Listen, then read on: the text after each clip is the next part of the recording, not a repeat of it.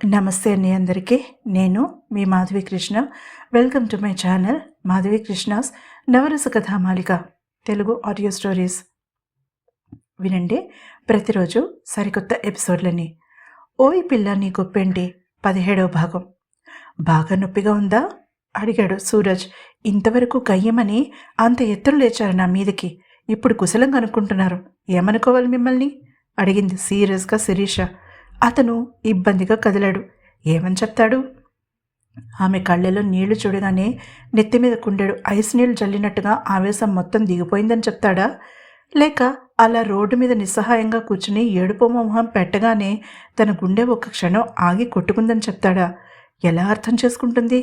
అయినా ఎక్కడో ఏదో తప్పు జరుగుతున్న భావన అతన్ని వెనక్కి లాగింది.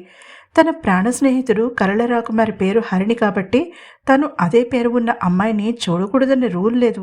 కానీ ఎందుకో మనసు ఒప్పుకోలేదు అలా ఫ్లర్టింగ్గా మాట్లాడడానికి. నీకు తగ్గిపోయాక మళ్ళీ యథాప్రకారం గొడవ పడదాం, ప్రస్తుతానికి బ్రేక్ ఇద్దాం గొడవకి అన్నాడు చిన్నగా నవ్వి.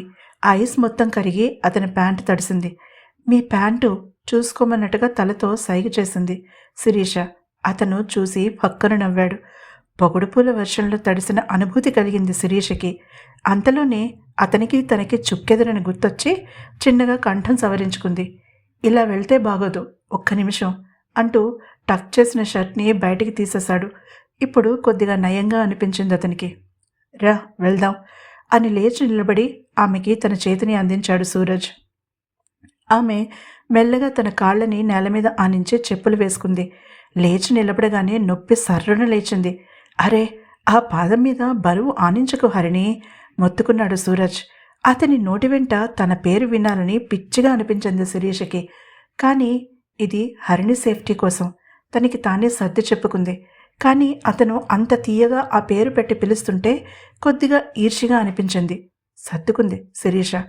ఎలా నడిచేది మరి? నిస్సహాయంగా అడిగింది. సినిమాలోలా 2 చేతుల్లోకి ఎత్తుకోవడం కుదరదు. ఈరోజే సంపాదించుకున్న ఉద్యోగం క్షణంలో ఊడుతుంది అన్నాడు ఆమె బరువుని తన మీదకి తీసుకుని ఆమెను నడిపిస్తూ. ఆమె నవ్వింది నొప్పి ఉన్నా కూడా. అలా అందరూ చేయలేరు, సినిమాల్లోనూ సీరియల్స్లోనూ హీరోలు తప్ప అంది. అతను మాట్లాడలేదు. వెనక కూర్చోగలవా అడిగాడు. సైకిల్లాగా ముందు కూర్చోడానికి ఉంటుందా సీరియస్గా అడిగింది. ఉండదు.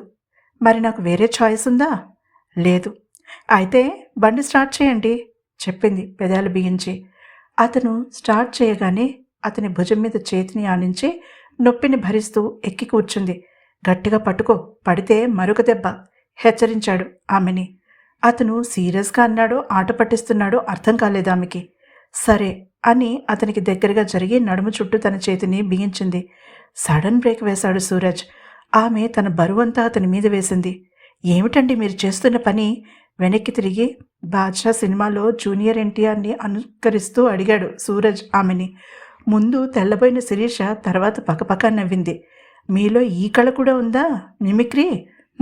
ఇంతకీ నేనేం చేశాను అడిగి కింది పెదవి మునిపంట బిగించింది శిరీష.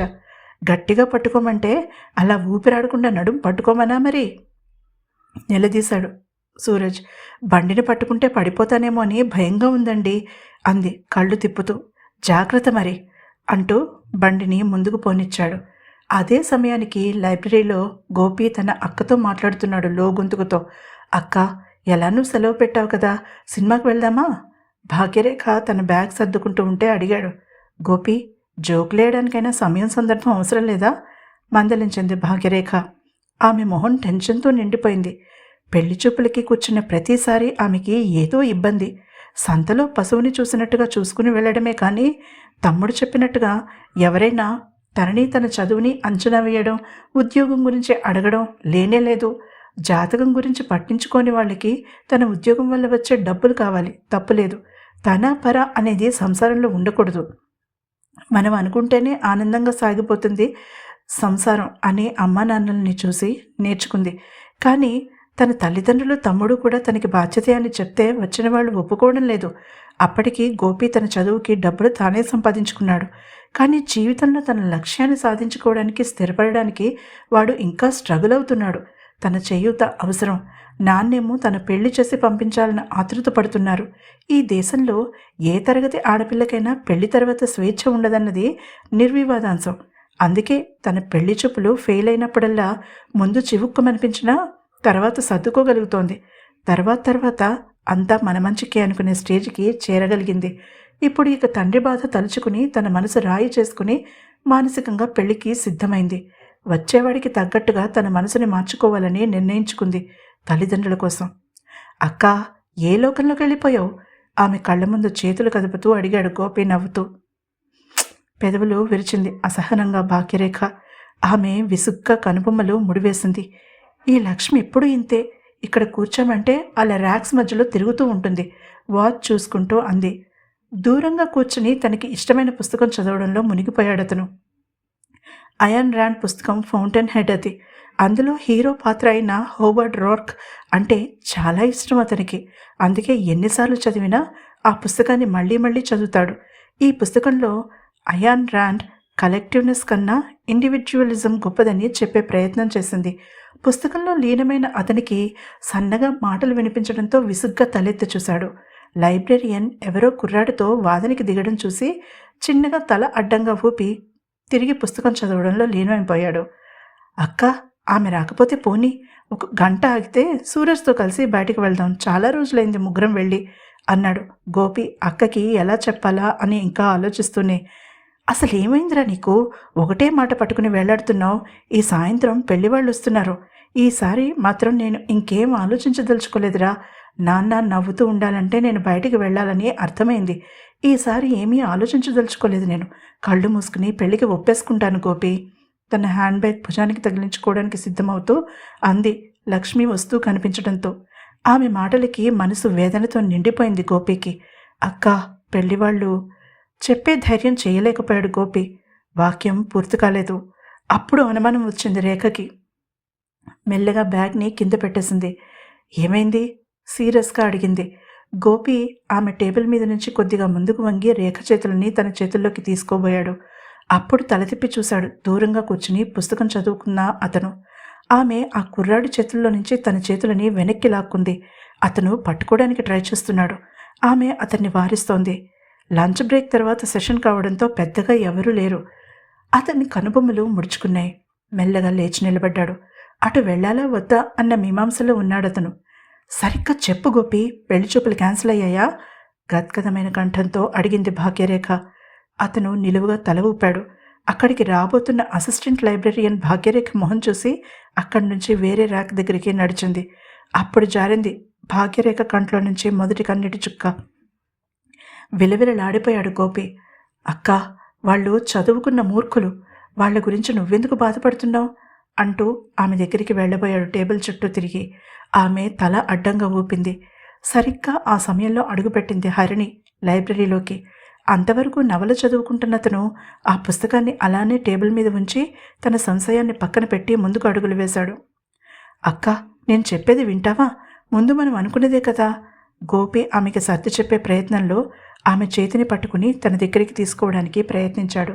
గోపి, ప్లీజ్ రా, నన్ను కాసేపు వదిలే. కళ్ళు తుడుచుకుంటూ తమ్ముడికి ఆర్డర్ వేసింది రేఖ. నో, ఈ టైంలో మంచి ఐస్ క్రీమ్ తినాలి, పద వెళ్దాం. ఆమె చేతిని పట్టుకుని మొండిగా అన్నాడు. నేను రాను. అంతకన్నా మొండిగా అంది భాగ్యరేఖ. వచ్చి తీరాలి, లేకపోతే లాక్కెళ్తాను. మర్యాదగా రా, బెదిరించాడు గోపి. రాకపోతే ఏం చేస్తావు? వెనుక నుంచి గంభీరంగా వినిపించింది ఒక కొత్త కంఠం. అక్కా తమ్ముళ్ళిద్దరూ ఉలిక్కిపడి అటు చూశారు. అక్కడ నిలబడి ఉన్నాడు కొద్దిగా సన్నగా పొడవుగా ఉన్న వ్యక్తి. గోల్డ్ ఫ్రేమ్ కళ్ళెత్తాలని ముక్కు మీద నుంచి పైకి జరుపుకుంటూ కోపంగా చూస్తున్నాడు గోపి వైపు. వైట్ అండ్ వైట్లో ఉన్న అతను కొత్తగా వచ్చిన ప్రొఫెసర్ అని గుర్తించింది భాగ్యరేఖ.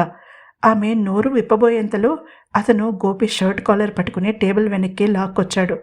గోపికి కోపం సర్రున లేచింది. భాగ్యరేఖ కంగారు పడింది. కాలర్ వదలండి, తనని తాను అదుపు చేసుకుంటూ ప్రశాంతంగా చెప్పాడు గోపి. నీలాంటి పోకిరిగాళ్ళని అసలు కాలేజ్లో ఎలా అడ్మిట్ చేసుకుంటారో కూడా తెలీదు. గెట్ అవుట్, కోపంగా అన్నాడు అతను గోపి కాలర్ వదిలేస్తూ. అది అలా చెప్పండి ప్రొఫెసర్, ఇందాకడి నుంచి సతాయిస్తూనే ఉన్నాడు అంటూ లక్ష్మికి సైగ చేసింది రేఖ. ఉలిక్కి పడ్డాడు గోపి. అక్కవైపు అయోమయంగా చూశాడు.